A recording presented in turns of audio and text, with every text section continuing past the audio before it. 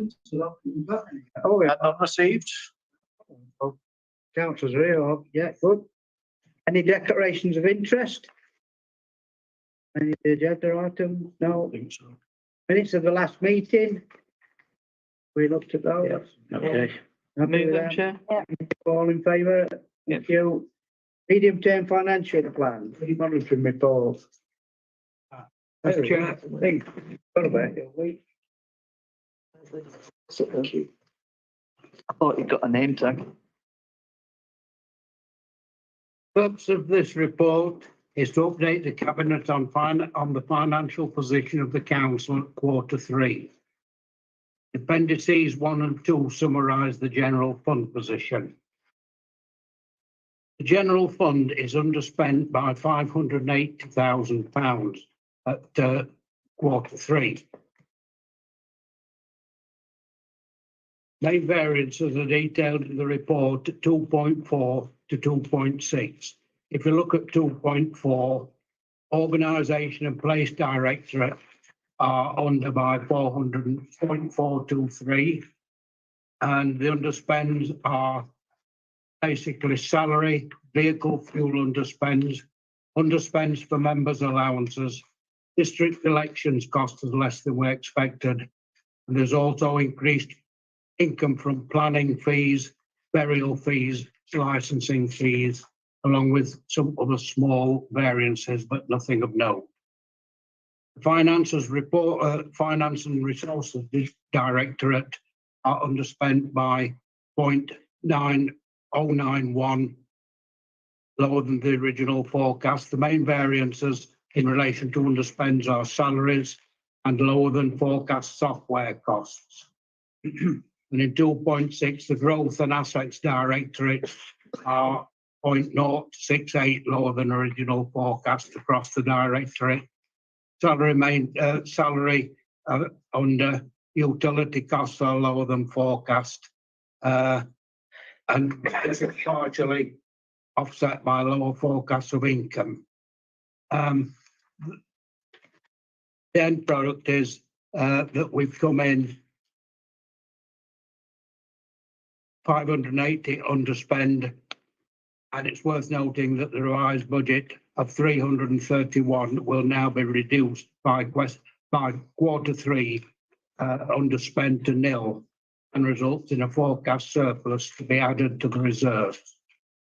There are very few variances of note in the HRA, so I will just point you to Appendix 3 at 2.13. The capital investment programme are shown on Appendix 4, and they are shown as incurred as scheme by scheme, and that depends when some of them fall and when some of them don't fall. I think it's a good position we're in. I would just like to say that the salaries isn't deployed to save money, it's the difficulties of recruitment. Not only the difficulties, but the suitability of the people recruited. The recommendations are, Chair, that we note the monitoring at Q3. Thank you.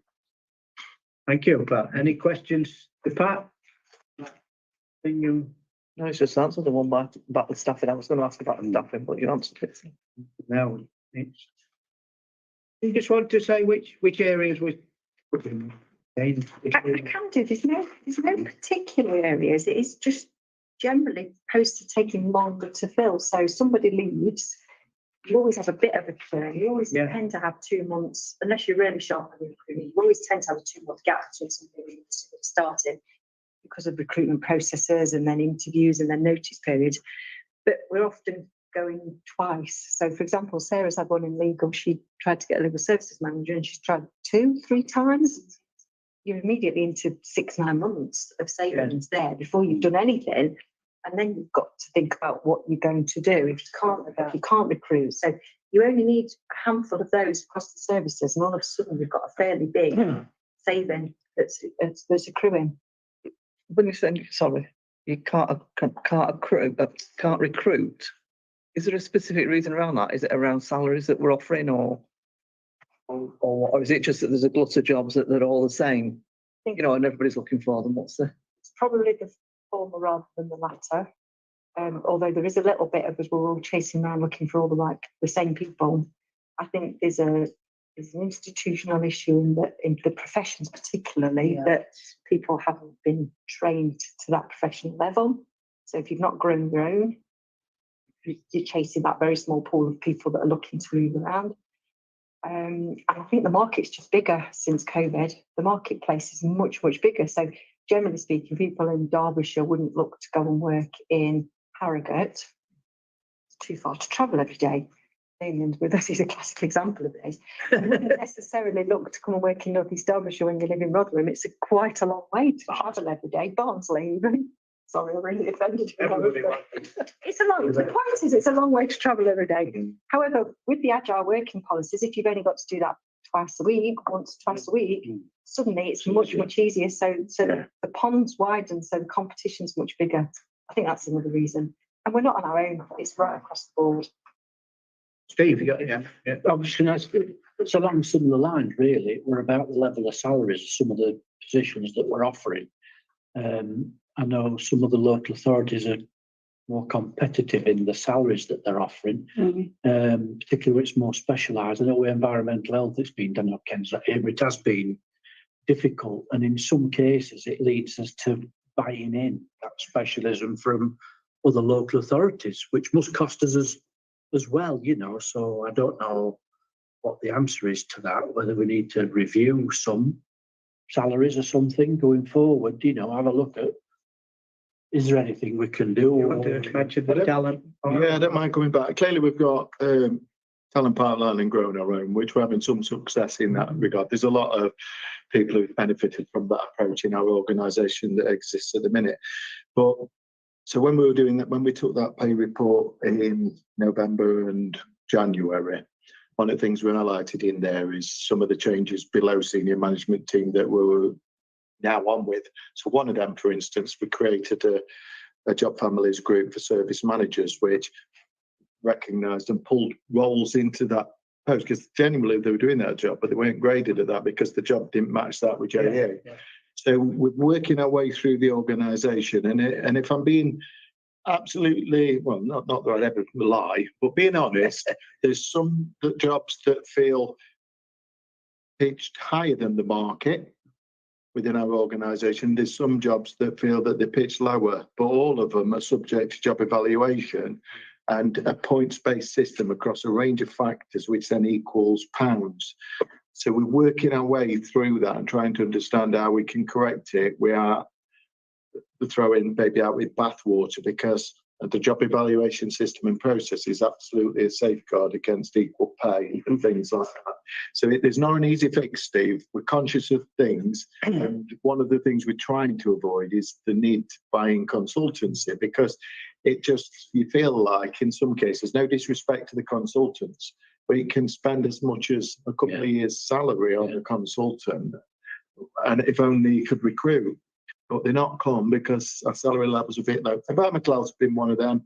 Planning, we're okay, and we've been quite lucky recently with, as Jane was saying, some of the professional services, the regulatory stuff. Yeah, but so and things like that. Election staff. There's particular patterns across the sector, but we are on it and we are looking. In fact, we've just started in earnest on another strand following SMT this week. So we're on it. Oh, thanks very much, Bud. Thanks for that. Is he working, Ernest? Ernest, wise. All right. I think you moved it, the recommendation. I'll second that. Are we all in favour of the recommendation? Yep. Thank you. Derbyshire Strategic Leadership Board, that's me. And don't intend to go through it again. We need to have gone through it loads of times, don't we? But we have arrived here. This is the one who went through council. Last council meeting, you send it to here, to a fully formally agree. So I'll not dwell on it. Hopefully you're all aware of what it entails, and the recommendations are there from 1 to 11. I shan't read them out. We'll take all day. So I shall move to the recommendations that are on that on that paper? Are there any questions? It's obviously committing us to the Strategic Leadership Board, which is for the Derby and Derbyshire bit, which will then feed into the mayoral combined authority when that is established. Getting closer by the day. You want to add anything, Lee? No. Thank you. What do you want to do now? Yeah. Well, I'll move the recommend. Don't mind just revisiting council. Looking at the terms of reference. Oh, Thank that, Chair. thank you. Are we all in favour of those recommendations? Yeah. Thank you. Shared ownership allocations policy. Again, I've got paper on that. This seeks the cabinet approval and adopt the final draft of the revised shared ownership allocations policy. And again, it's all in the paper. It's about how we as a council deal with the shared ownership and how that pans out. I don't know if you want to say any more, Lee. Not to add, Lee, thank you, but it is a revised policy. It's we need a policy on it. Last one was 2018, and that expired. The only significant change to this is how we advertise or potentially advertise and market these sorts of homes as and when they come onto market. They are a significant administrative burden. Therefore, the policy change, the main policy change in here is that the council does not acquire these properties, and it waives its right to acquire these properties as and when they come on. The reason for that is because it is quite a complex procedure in terms of how we then have to go to the market to advertise them. And there are, let me say, plenty of developers that are building this sort of offer through the government's affordable housing grant scheme. So at this moment in time, there is no reason for us to be involved in this as the market filling the numbers. And I would further add that obviously there is a commitment from us currently to be building housing, affordable rent housing and social rent housing, and not going down the shared ownership route. That's all I really have to add. Thanks, Lee. I think, like you say, at one time it was a new kid on the block for this shared ownership. You wanted somebody from government, you got to have a proportion of the houses, like it, that in Big Close, we got to do some shared ownership. I'm not sure how popular they've been or whatever. It's up for debate. I'm personally not a big fan. And the obviously the government themselves are moving towards building affordable housing, or social rent housing anyway. I'll move the recommendations in one. Thank you, Chair. We're all in favour of that policy. Thank you. Thanks, Lee. Unlocking the Avenue Southern Access, Jane. Lovely. Well, you've all had the papers and you've looked at it, so I'll just give you a bit more background. The Avenue Reclamation and Regeneration Scheme is one of the UK's most significant brownfield regeneration projects ever undertaken. For many years, previous Labour administrations have worked in partnership with Homes England, Derbyshire Wildlife Trust and many others. Together, they've invested over 185 million to clean up and regenerate the former Avenue coking works, once one of the most polluted sites in Europe. The Council's Avenue Area Strategic Framework, adopted in 2013, serves as a roadmap for this ongoing regeneration project. Over a decade later, regeneration efforts continue. Recently, the final phase of the project, led by Homes England, was submitted for planning approval. However, delivering the southern access around the Mill Lane Junction has proven to be the most challenging aspect of the project in recent years. Despite the challenges, the Economic Development Team has outlined solutions in the report. These solutions, if implemented, could lead to the creation of over 300 much-needed new homes, many of which would be affordable and situated on brownfield land. The Avenue is a strategic site, recognised as such by all partners and the Council's own local plan. Whilst recognising the local plan, there will be no doubt challenges to overcome and the project will be subject to the normal planning process as any development. Therefore, I recommend that Cabinet agrees to prioritise the avenue's southern access for regeneration and that our officers actively pursue investment and development to ensure that the completion of this remarkable regeneration success story. I'm pleased to move recommendations 1 to 3 as outlined on page 78 of the report. Thank you, Jane. And in seconding that, I've fully endorse that this is a deliverable thing that we can definitely move on if we've got, like it says, put some weight behind it, some officer time. And there will be a cost to it, but we are looking at all different funding things. And if anybody's tried to turn right towards Chesterfield at the end of here, best of luck.